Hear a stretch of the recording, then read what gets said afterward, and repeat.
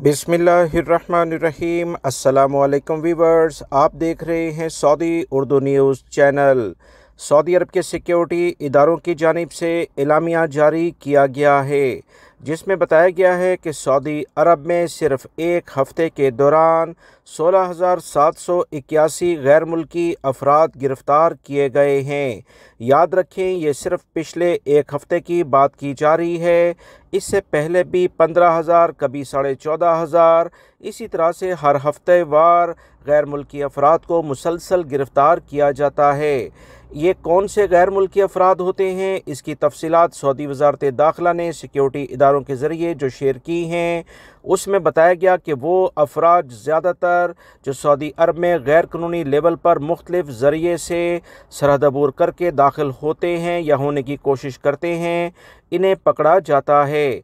मज़ीद वो गैर मुल्की अफराद जो अपने कफ़ील या कंपनियों के पास काम नहीं करते, अकामे पर प्रोफेशन कोई और है, दौरान चेकिंग वो पकड़े गए तो इन्हें भी गिरफ़्तार किया जाता है और सऊदी अरब से अब नए कवानीन के मुताबिक हमेशा के लिए डिपोर्ट किया जाता है। सऊदी अरब में वो गैर मुल्की या सऊदी शहरी जो गैर कानूनी गैर मुल्की अफराद को रिहाइश, ट्रांसपोर्ट या किसी भी लेवल पर जॉब की सहूलत देंगे, इनके ख़िलाफ़ कार्रवाई की जाती है और ऐसे अफराद को 10 साल कैद और 15 लाख रियाल जुर्माने की सज़ा दी जाती है। गैर मुल्की अफराद होने की सूरत में सज़ा जुर्माने के बाद हमेशा के लिए सऊदी अरब से डिपोर्ट किया जाता है।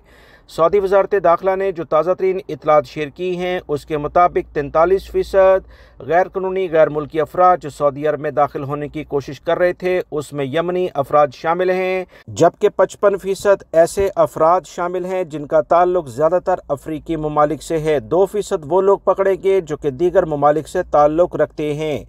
पाकिस्तान और इंडिया के कुछ अफराद भी गिरफ्तार हुए। तमाम लोग कवानीन का एहतराम करें। ताज़ा तरीन अपडेट जानने के लिए मेरे चैनल को देखते रहें।